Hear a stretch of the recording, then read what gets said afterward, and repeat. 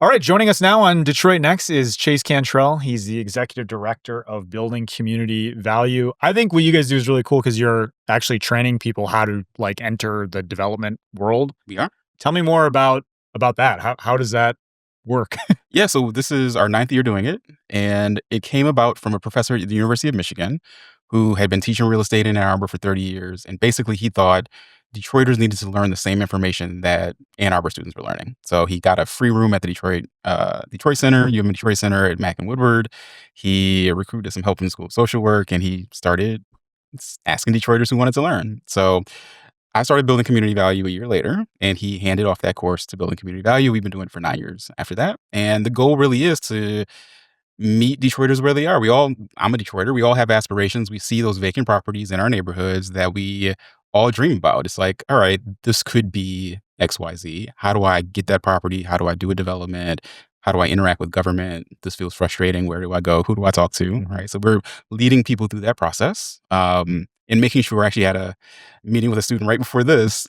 We want to make sure that people don't lose money, right? Because what a lot of people do is they buy these properties from the land bank cheaply, don't really know how development works, and soon they're starting to put thousands of dollars into a property that the land bank might take back. So we I want think the last year it was they had a record number or the highest number of reconveyances back from to the land bank, which doesn't serve anybody, right? It doesn't help the land bank, doesn't help the city, and it certainly doesn't help the Detroit residents. So we're trying to avoid people from going through that process and helping people to make sure that their development projects are successful.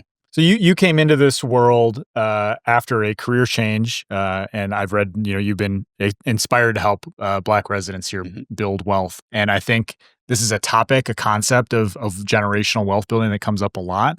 I don't know that people really understand development as a way to get into that. Why was that important to you? And how has that been going in terms of like a actual kind of pathway for people to build wealth in the city? So one, it is a wealth building tool, but a lot of people come into the course for a lot of different reasons, right? Some people come into the course, again, they want to beautify their neighborhood.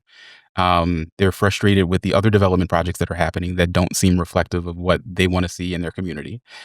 People want power and control over their own destinies. They see this as one route to do that. So the wealth building is just one part of it, and only just one portion of the people who are in the class. But it's difficult, right? These deals are challenging for anyone to do. What we see often is that, it may take more money than the property is actually worth to bring a property back to life. So what do I mean? You might need to put $100,000 into a single family home in Detroit to fully rehab it to the quality where it's safe and habitable for a family. The market might say it's only worth $70,000. That gap is what we're all challenged with. Government, developers, community members. How do we make sure that we're actually revitalizing our neighborhoods when that kind of gap exists? So it's actually very difficult to build wealth in this way in a lot of places. There are a lot of neighborhoods where the value just isn't there. And the people who are doing the work are doing it because they're passionate about it, right? And looking for the resources to make it happen. But a lot of these have to be long-term holds in order to really build any wealth.